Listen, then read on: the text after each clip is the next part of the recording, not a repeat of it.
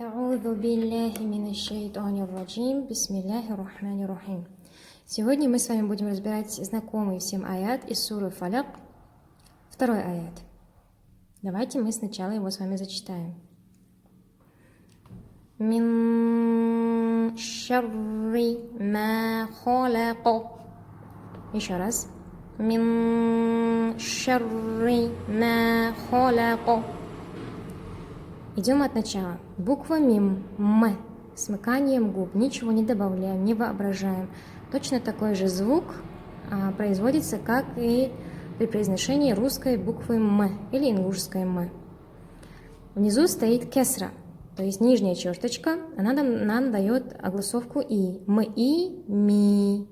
Идем дальше. Н. Наверху ничего не стоит. Вопрос, нам ее читать или нам ее не читать? Если вы в Коране встречаете такой нун, быть может, вам попадется черный Коран, и после вашей этой нун нет следующих букв, то есть нет букв я, ро, лям, мим, вау, нун, а все остальные буквы, например, здесь шин. И здесь нету ни я, ни ро, ни лям, ни мим, ни вау, ни нун. Здесь стоит шин. Тогда вы ее читаете.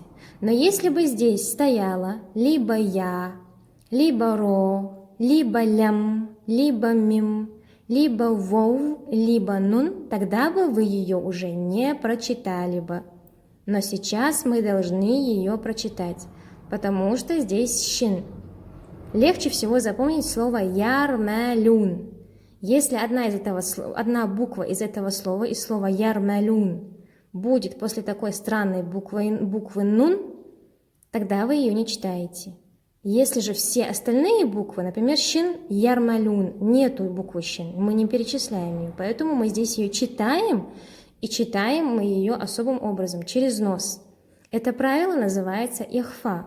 То есть, если вы встречаете нун, наверху которого ничего не стоит, и у вас следует все буквы, кроме букв я, ро, лям, мим, вау, нун, ярмалюн, все остальные буквы, если вам встретятся после этого нуна, тогда вы его читаете через нос. То есть ваш язык идет к верхним зубам, чуток выпирает его кончик и поднимаете также к верхнему небу. И получается звук через нос.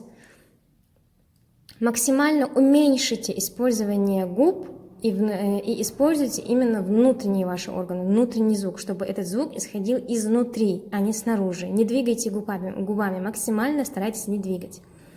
Получается после этого мой язык идет вверх, к верхнему небу, примыкает прям вплотную к верхним зубам, и чуток кончик языка выходит за пределы верхних зубов. И получается совсем маленький кончик только выходит.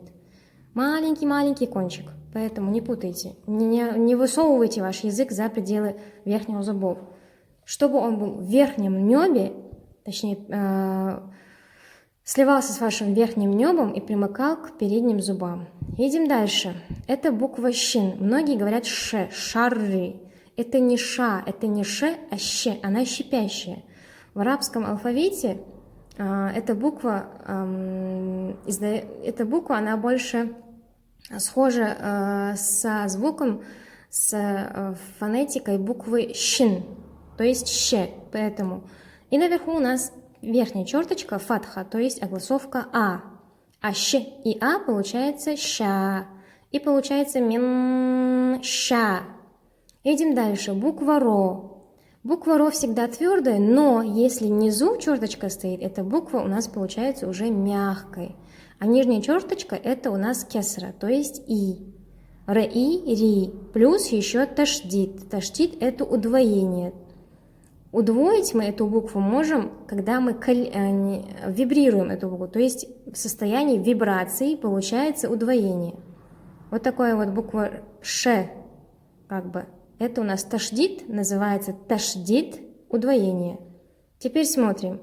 Р плюс и плюс таштит. Получается ри, прям вибрация, вибрирую я этот звук. И учтите, неправильно будет говорить, если вы скажете шар ри. Вот вы разделили. делить, точнее, букву эту нельзя. Нужно вибрировать ее и вместе это все сказать. И получается мин шарри. Вот так. Едем дальше. Опять буква мим. Опять ничего не воображаем, простая м, но наверху огласовка, то есть наверху черточка, это фатха а. Ма. А теперь смотрим дальше. Что же это за странный хвостик такой пошел после мим? Это соединенный вместе с ней алиф. Наверху алифа ничего не стоит, как вы заметили. Если это алиф, наверху ничего нет. Вопрос, читать вам его или не читать? Если вы встречаете вот такое вот обозначение, пусть здесь будет буква ба, буква джим, буква та, но вот опять-таки вот такой хвостик, это значит, что это ударение. То есть ваш алиф поставили в данном случае для ударения. И это ударение обязательно нужно произвести. То есть получится на 2 пальца. Сейчас я вам покажу. Вот так. На 2 пальца. Этот вид ударения, точнее тип, есть подтипы, есть типы. Он называется мад тоби'и. Ударение в арабском языке, на арабском языке точнее будет мад, а вид этого ударения, то есть его разновидность тоби'и. И вместе получается мад тоби'и, называется это ваше ударение. То есть если у вас после буквы следует вот такой вот хвостик в виде алифа, и наверху ничего не стоит, нам нужно тянуть на 2 пальца, и это ударение называется мад тоби'и. Еще раз показываю. Вот так. И получается все вместе. Мин шарри ма. Едем дальше. Хо. Буква хо. Как запомнить букву хо? Многие путают буквы джим, буквы хо и букву ха. Теперь запоминаем ее следующим образом. Представьте, что вот эта точка, которая стоит у вас наверху этой буквы, это хох. То есть буква хо и овощ хох. Ваш хох не растет под землей. Если бы точка стояла внизу, это уже не хох, это не хо. Ваш лук растет на поверхности, то есть его ростки поднимаются на поверхность земли. Зеленые ростки видели? То есть луковица под землей, а ростки идут наверх. И запоминаем эту букву как хох, хо. Наверху стоит у нас черточка, так? Это получается огласовка А, фатха. Х и А должно было быть ха. По принципу должно было быть ха. Но так как буква твердая, относится к разряду твердых букв, даже если стоит А, все равно читаем как хо, потому что буква твердая. И получается мин шарри ма хо. Едем дальше. Лям. Посередине стоит буква лям. Лям буква мягкая. Наверху стоит у нас черточка фатха, значит А. Ле и А. Должно было быть по принципу тоже ла, хола. Но так как буква лям мягкая, поэтому получается холя, а не хола. Многие читают эту букву как ла. Не читайте ее как ла, она мягкая. И последняя наша буква – это буква ков. Буква ков тоже относится к разряду твердых букв. То есть она находится даже посерединке между твердыми и между мягкими. Но также, если у вас наверху буквы ков стоит огласовка А, то есть фатха, вы читаете ее не как ка, а как ко, то есть к и о, потому что она твердая. Теперь здесь есть кое-какой аспект, скажем так, кое-какое исключение. Если ваш аят закончился на букву ков, то есть мы всегда знаем, я говорила, что вот этот вот цветочек, он отрезает вам и ваши огласовки, и ваше произношение, и все. Остается только буква, только звук, вот как здесь, д, б, н. То есть заканчивается аят, мы сукунируем нашу букву. И в данном случае ков будет сукунировано, то есть уходит вот эта вот огласовка ваша, отрезает этот цветочек, эту огласовку напрочь. Все звуки отрезает, и она становится сукунированной. Если же у вас наверху этой буквы стоял бы сукун, кружочек, или же вот он закончился, ваш аят, на эту букву, на букву ков, вы должны ее колебать. Это правило колебания, называется оно каль-алят. Туда входят еще 4 буквы, помимо ков, которые мы пройдем с вами позже в других заданиях, пока я не буду вас путать. То есть получается холяко, холяко. Вот я не говорю холяк или холяк, я говорю холяко, то есть я ее колебаю как можно больше, скажем так, как вам позволяет ваше горло. И получается мин шарри ма холяко. Вот так. Холяко переводится как создавать, творить. Если у вас в начале аята идет мин, значит в первом аяте о чем-то у вас говорилось, а теперь уже разъясняется о чем. То есть если вы видите мин, знаете, что у вас идет уже разъяснение того, о чем говорилось в первом аяте. Это уже перевод. Но путать я вас не буду. В первом аяте было «Уль а'удhu би роббиль фаляку».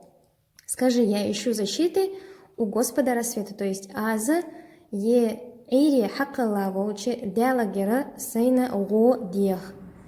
То есть я ищу защиты, я ищу помощи. Сейна охрывалар диях. Мин шарри ма холяку. Азвази дериги хакала вола. То есть тот, кто создал все, все сотворил. Холяку — создавать, творить. На этом все. Мы с вами узнали, что такое ихфа. Ихфа — это чтение через нос. То есть если мы встречаем нун, наверху которого ничего не стоит, и после него нету букв я, ро, лям, мим, вову, нун, например, шин стоит или любая другая буква помимо этих букв, за исключением этих букв, то мы читаем его через нос. Это правило называется назализация. На арабском языке ихфа. И мы с вами также узнали, что хо твердое, лям мягкое, ков тоже твердое. Если аят заканчивается на букву ков, мы должны ее колебать. Это правило колебания. На арабском языке каль-калях. То есть, если аят заканчивается на одну из 5 букв, в которую входит буква ков, мы их колебаем. Или если наверху стоит сукун, наверху этих букв. На этом все. Я желаю вам удачи, жду ваших ответов в группе и буду прослушивать каждого из вас. То есть все ваши записи.